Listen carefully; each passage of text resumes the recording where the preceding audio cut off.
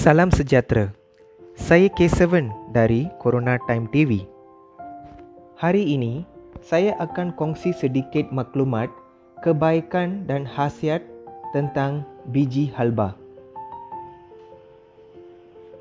So, ini adalah biji halba. Dan bau wangi. So, biji halba ini terdapat banyak khasiat yang ramai orang tidak tahu. Dan biji halba ini pun sering digunakan dalam masakan kita harian. So, mari kita tengok macam mana cara nak pakai biji halba untuk menjaga kesihatan kita, terutamanya sekali kaum wanita.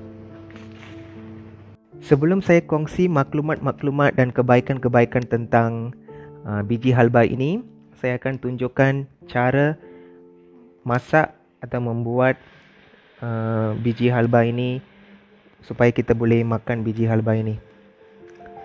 So, ini adalah satu cara, iaitu cara rendam. Okay, sebelum tidur, saya rendam biji halba ini dan inilah hasilnya. So, dia betul-betul sudah rendam dengan betul. So,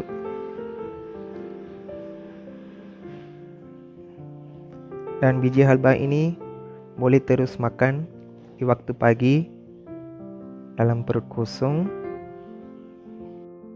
Ada juga cara lain untuk masak biji halba ini, iaitu cara rebus.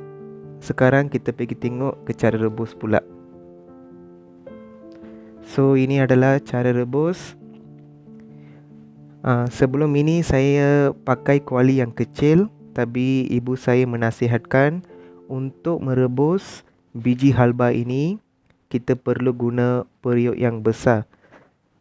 Sebab biji halba itu selepas rebus dia akan menjadi besar.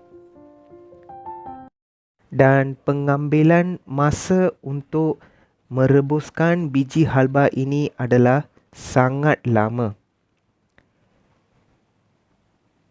So, ini adalah kuali kecil yang pertama kali saya masak biji benih itu, iaitu biji halba. So, saya masukkan 1 sudu sebagai sukatannya.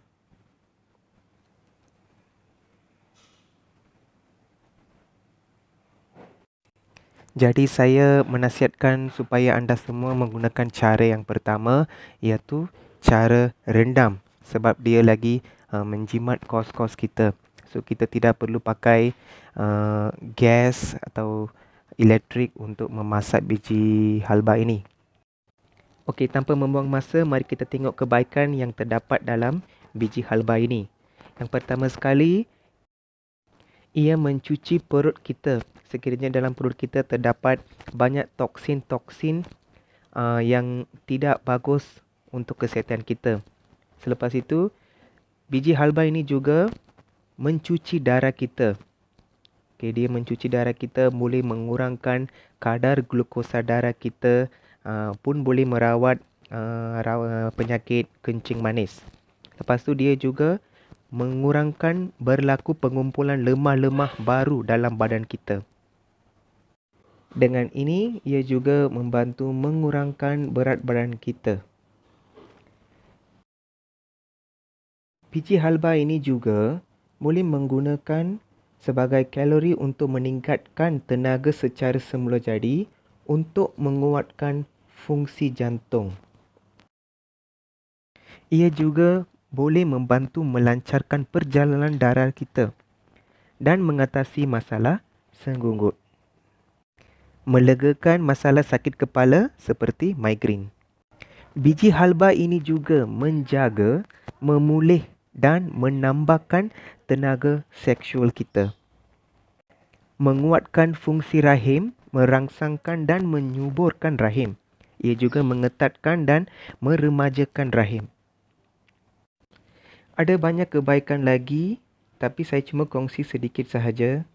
So, saya rasa video ini memberi manfaat kepada anda. Sekian, terima kasih.